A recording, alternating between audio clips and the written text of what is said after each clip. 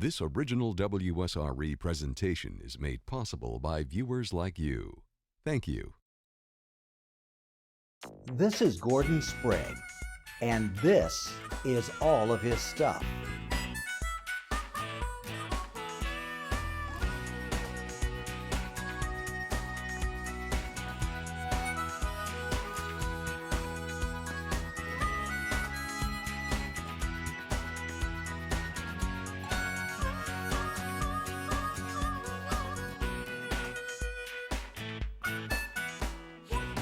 In your own backyard, sometimes it's amazing what you'll find. For instance, the collection behind these doors.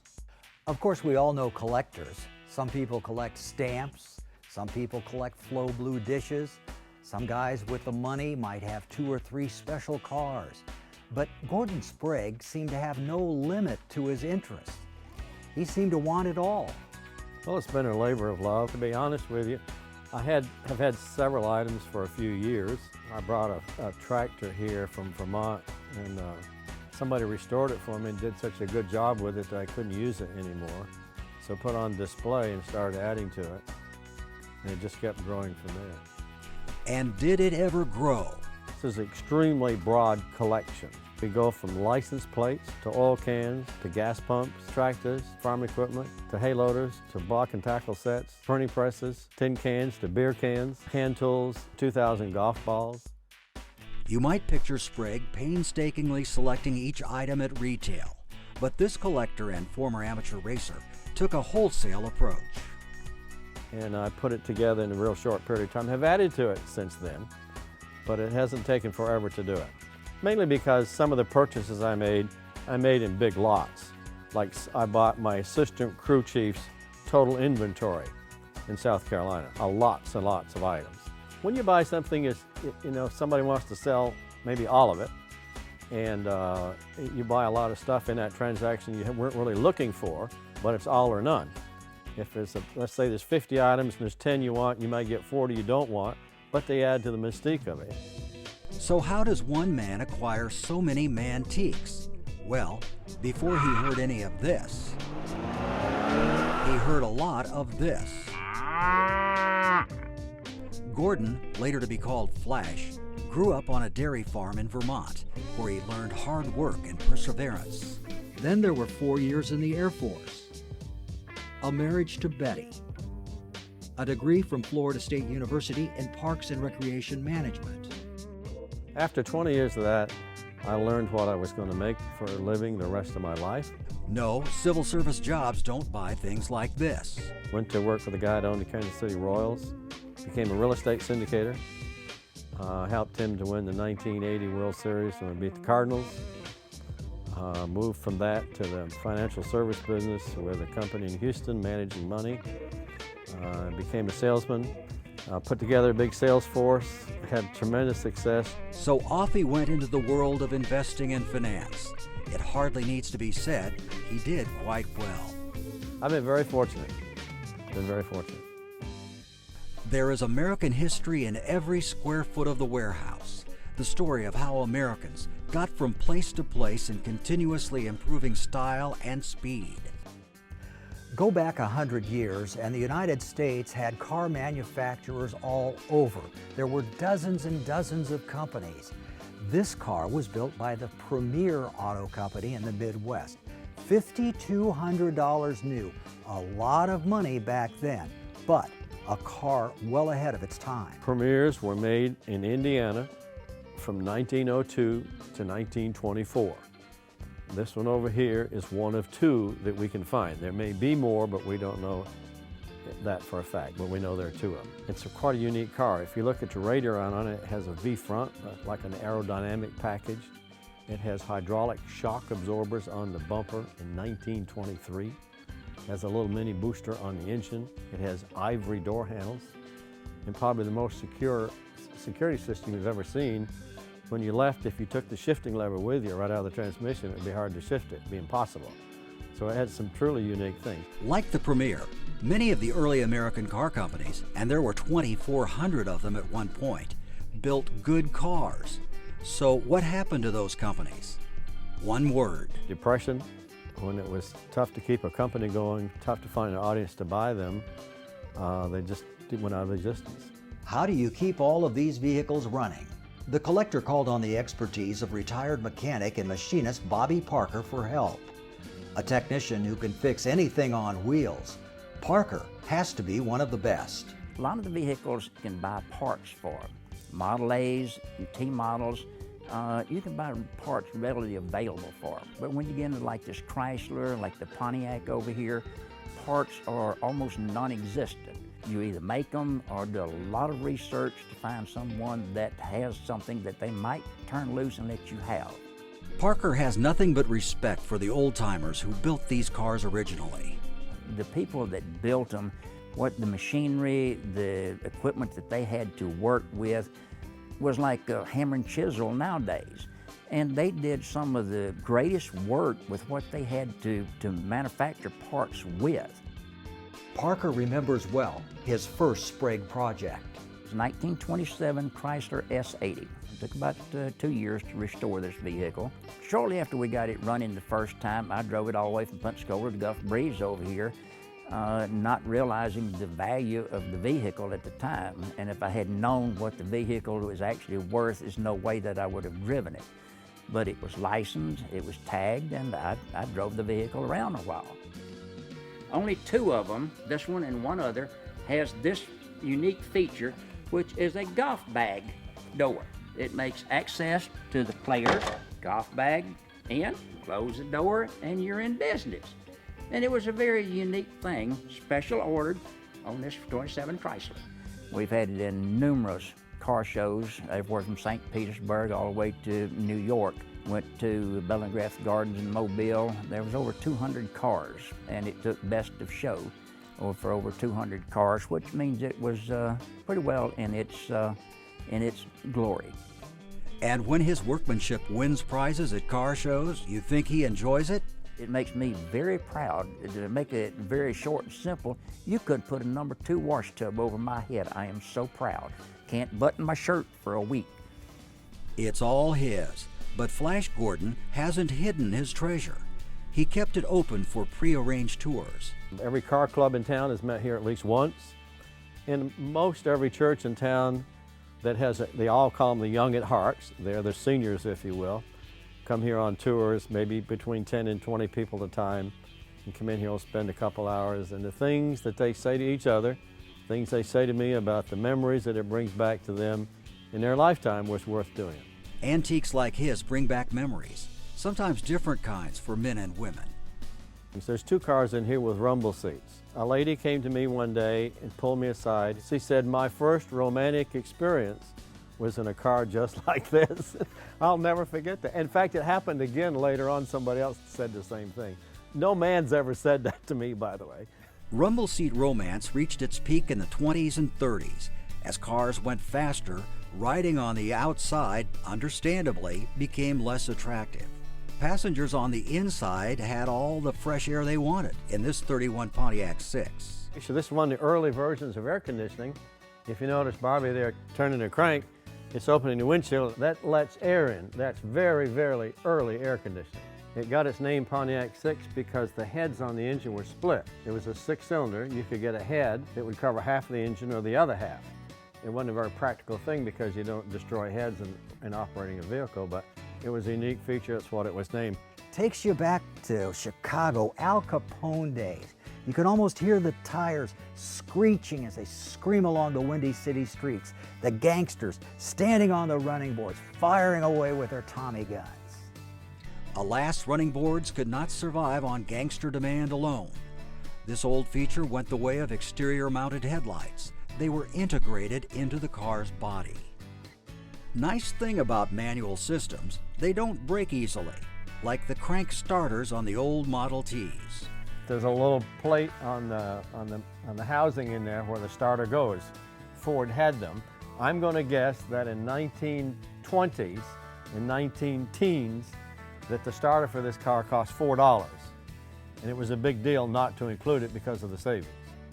So that was an option? Yes. Optional equipment was Yes. a starter? Starter, and we now have them on it. Why would you buy a starter when you can crank it for hand for nothing? So the stripped down model was get out in front of it and crank the thing. And if you were fancy, you would have a starter. And if you're lucky, you'd have your wife or one of your children do it for you. You can look at any manufacturer in this same era of any other make, and they had a lot of similarities. Some from a design and engineering point of view, from the horsepower and the relevant parts of most cars, they were all very similar. You know, a lot of people think Henry Ford invented cars, but that wasn't his genius, was it? His genius was mass assembly plants at a reduced cost. Most efficient vehicle for its price in large numbers. He did a masterful job of it. And it's not only the cars and trucks. Just let your eyes wander around a bit. Anywhere you look, there's something unique and interesting. Take a look at this. From the early 1900s, a real working steam toy truck. It even runs on these little solid fuel tablets. Can you imagine being able to play with this? In the era before plastics and Toys R Us, kids had fewer toys. They were made of steel, which can take a lot of abuse, but many rusted away after years of sandpile exposure. So it is unusual to see so many toys in such good condition. His collection also includes dozens of pedal cars. These first came out in the 1890s and reached their peak of popularity in the 20s and 30s. And then in the 1950s, they experienced a resurgence in popularity with chain-driven models and new versions like little airplanes. Pedal cars came along shortly after the appearance of the first automobiles. Early on, only wealthy families could afford the purchase price.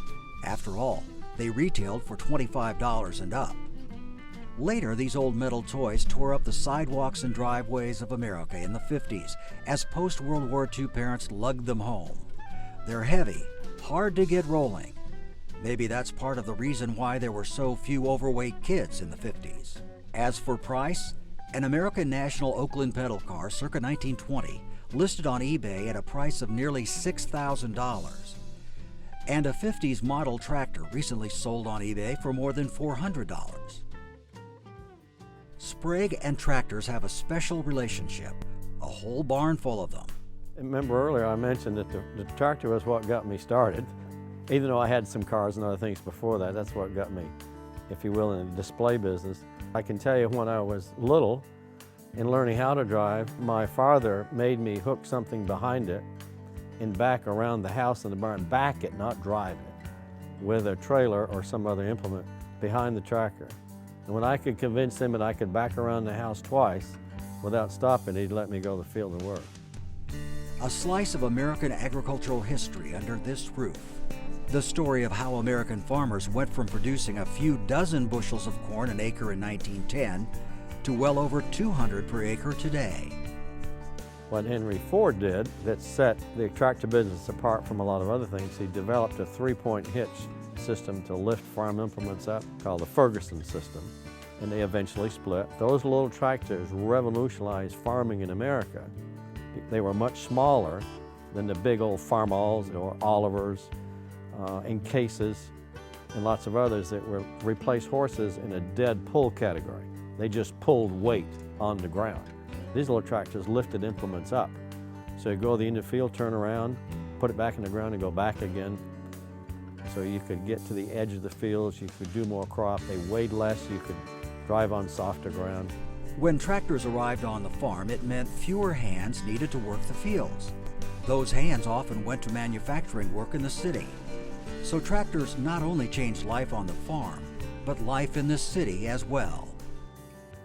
Little boys love toy fire trucks. Flash Gordon has the real thing. Got the ladder working, it's a 100-foot boom ladder. It goes out in the air at 100 feet. It came originally from Montgomery, Alabama. I stopped one day and saw the fire chief, and they gave me all the maintenance records that they still had in their files. They were doing hand entries back in those days of all the maintenance records. It was in a big fire. There was a high-rise building in Montgomery at one time, and I forgot the year, and that truck was used. There were pictures of it in the paper there. The fire truck might have been sold for scrap itself, but Like so many restoration projects around here, Sprague found that where there's metal, there's life. The Sprague collection comes at visitors from all directions. You'll find mantiques on the walls, too. Back in the days before every state had 20 specialty license plates, each state had just one version of them, and people liked to collect them. Gordon Sprague, of course, has his own collection of 50 original state license plates, naturally in alphabetical order. Collectors pay top dollar for rare plates. An old Alaska plate sold 10 years ago for $60,000. Plate collectors gather several times a year to share stories. By the way, if you'd like to start a collection, you can buy plates from all 50 states for around $300. Gas station pumps. You know this one's an old one, 44 cents a gallon. Now some of the companies you'd still recognize today, like Texaco, but other companies you'd have to go back to your parents', maybe your grandparents' day. Lubricating oil didn't always come in plastic containers. Sprague has several collections of old oil cans. They're rare because people would naturally just throw them away when the can was empty. But they are valuable today, especially ones like this, ones with the oil still in them. Such mantiques recall a bygone era when smiling gas station attendants filled gas tanks, checked engine oil, and washed windshields. Small wonder that collectors have fond memories of those days, and they are into Petroliana. It's not just vintage oil cans. They love gas pumps, road maps, gas station signs such as Gulf Oil, Sinclair, Mobil. Internet sellers ask thousands of dollars for a single neon gas station sign. But then again, you could always trust your car to a man who wore that star. These things might get some people reminiscing about the good old days. But Sprague is not buying the good old days sentiment. In the good old days, I went to church in a horse and buggy. I went to church once in a sleigh. I kind of enjoy a heater when it's cold. I kind of enjoy a top on me when it's raining. The good old days are wonderful, but I love the life we're living right now, and I love the cars that we have today. One of the things you'll notice in driving these older cars, the windshield's set more horizontal. In driving down the road at 50 miles an hour, you can hear wind. You can hear air around you. And you hear the engines, and today you can't hear an engine running. Driving any modern swept-back car today, aerodynamic package-wise, you hear nothing. The construction of vehicles has changed substantially. A lot of cars to me today look alike. To say nothing about the way they're built and the construction and the materials. Some of these cars are extremely heavy. They're made out of steel. And today they're made out of different products and they're put together a lot differently. As his collection shows, Flash Gordon has a bad case of racing bug. His 1970 Plymouth Superbird flies around the track at 200 miles an hour plus.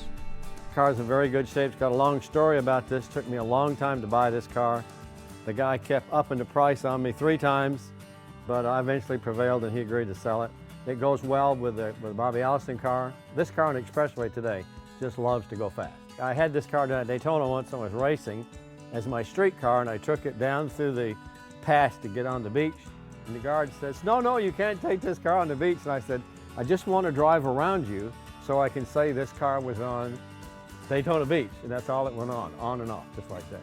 Mopar came up with a car with a high wing on it that did very, very well in races. Mopar also figured out if they had another model, they could win even more races, and so they come up with the Plymouth Superbird the next year in 1970.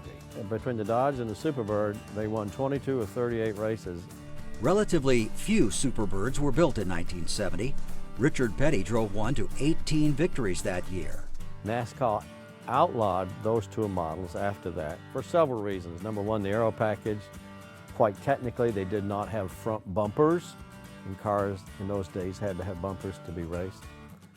But they were vicious fast, and even this street car really loved speed. That love for speed is reflected in Sprague's collection of race cars, which includes some of the biggest names in the field. Like the Superbird, Bobby Allison's Dodge Daytona test car proved to be too fast even for NASCAR. The leader of the Alabama gang remembers it well. It is one of the Dodge Daytonas from 1969, and it actually is a car that we used as a test car. You know, it's one of the ones that that the equipment was put on later. You know, we ran some laps with the car to see which way they wanted to go.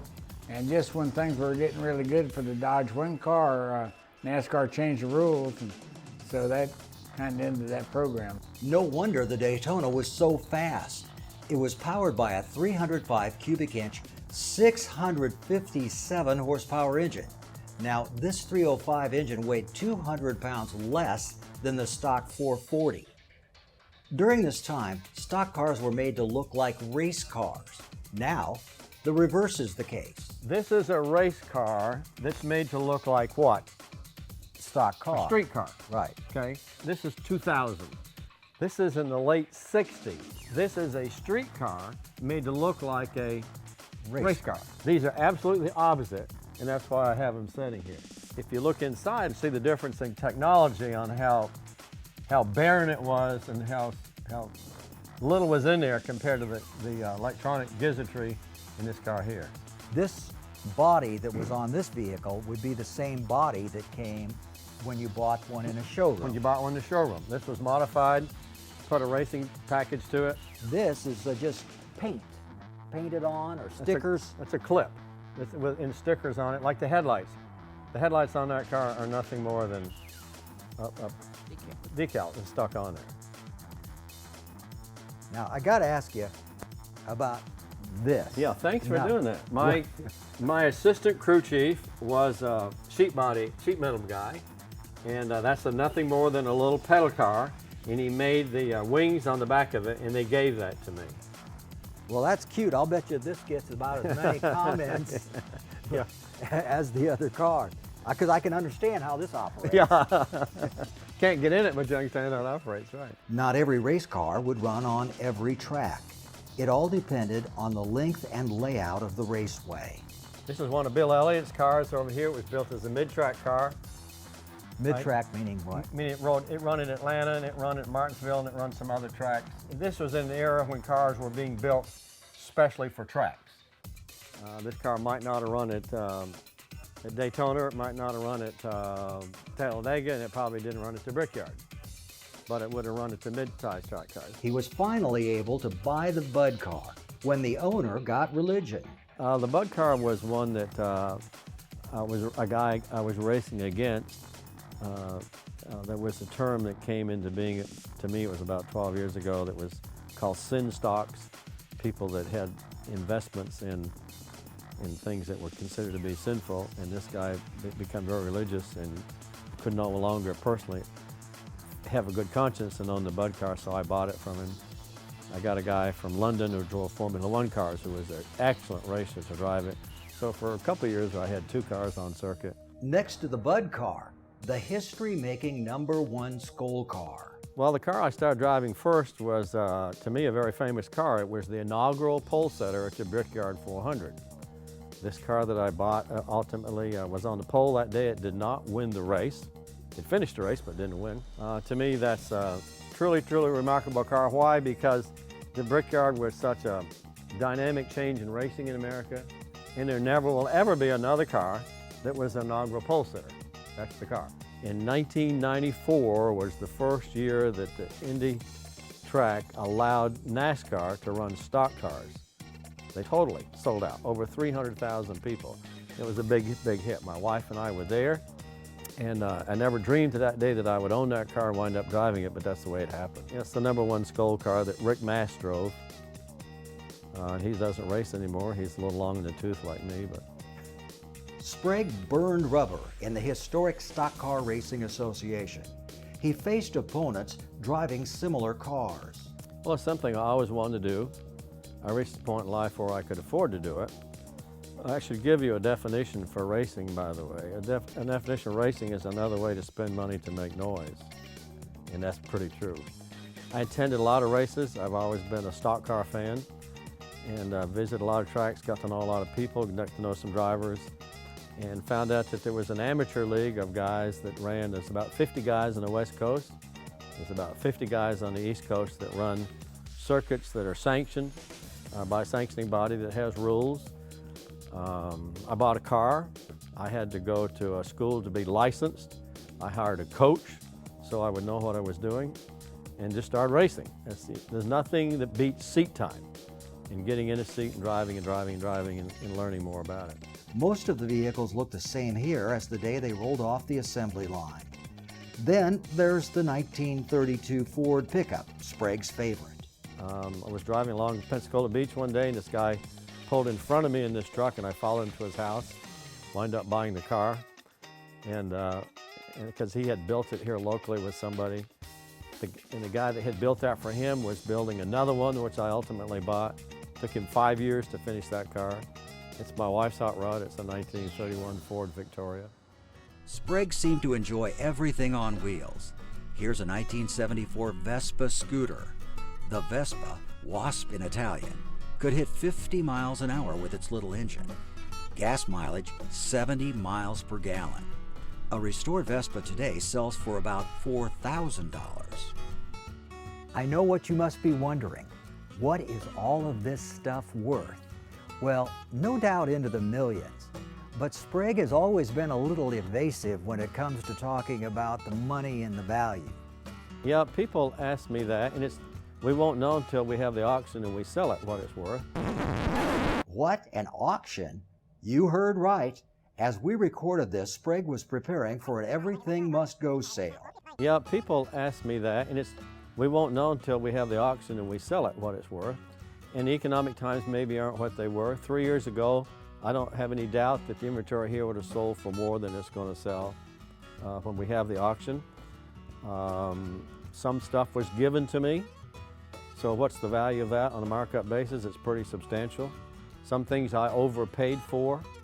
Anybody that's ever held an auction will tell you that there are some things that they couldn't believe how little they brought.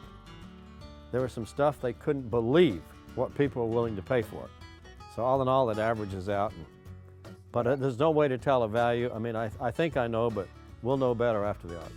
Shortly after we taped this interview, Gordon Sprague auctioned off his whole collection. Gone. No cause for tears, though. They're material things, really. If it meant more to my children, not to lay it off on them, but if it meant more to them, it might make a difference. Why? Because they have no place to put them. They have no way to maintain them. And it showed my wife and I that they have certainly reached a little bit of maturity in their life to make those kind of judgments. They don't have the same origin to historic things like this that I do, and I can appreciate that and wouldn't want to burden them with it. Sprague spent millions on his collection, never asked a penny from the thousands who came to see it. He truly knows something about the value of things. They're here today and gone in a flash. For WSRE, I'm Lloyd Patterson, and this has been In Your Own Backyard.